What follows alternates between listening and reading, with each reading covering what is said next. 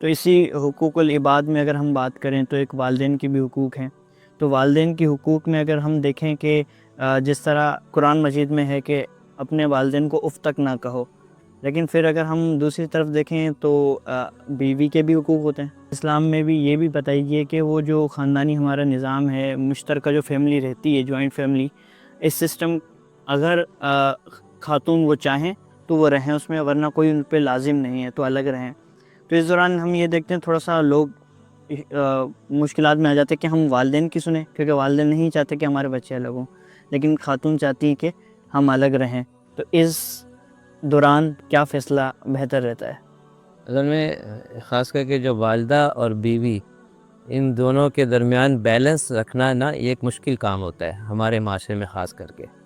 تو اس کو بیلنس رکھنا ضروری بھی ہے، اور تھوڑا سا انسان اپنی عقل استعمال کرے، سوچ استعمال کرے کہ دونوں کی حق تلفی نہ ہو. بیوی کا بھی حق ہے وہی پورا کرنا ہے، والدہ والدین ان کا بھی حق ہے اس کو بھی پورا کرنا ہے. دونوں میں کوتاہی نہیں ہونی چاہیے.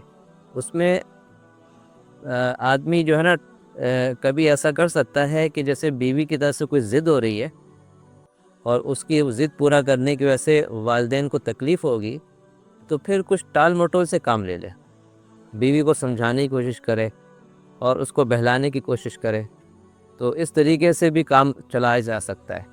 جہاں تک علیحدہ ہونے کی بات ہے تو اس میں پھر یہ ہے کہ آدمی خود فیصلہ کرے کہ بعض دفعہ علیحدہ ہونا مفید ہوتا ہے، لیکن بعض دفعہ علیحدہ ہونا نقصان دہ ہوتا ہے. مثال کے طور پہ اگر وہ علیحدہ ہوتا ہے، پیچھے خدمت کرنے والا والدین کا کوئی بھی نہیں ہے، گھر میں کوئی نہیں ہے، تو ایسی صورت میں ظاہر بات ہے کہ والدین بھی نہیں چاہ رہے ہوتے ہیں کہ ہم سے الگ ہو، تو اس وقت میں الگ نہیں ہو.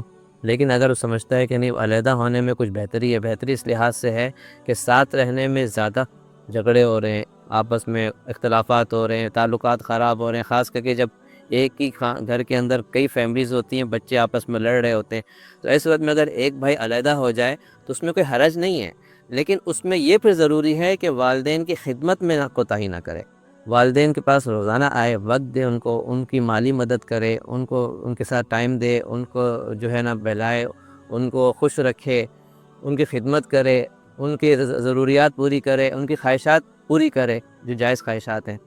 تو اس صورت میں اگر علیحدہ رہتا بھی ہے تو شرعاً اس میں کوئی قباحت اور برائی نہیں ہے.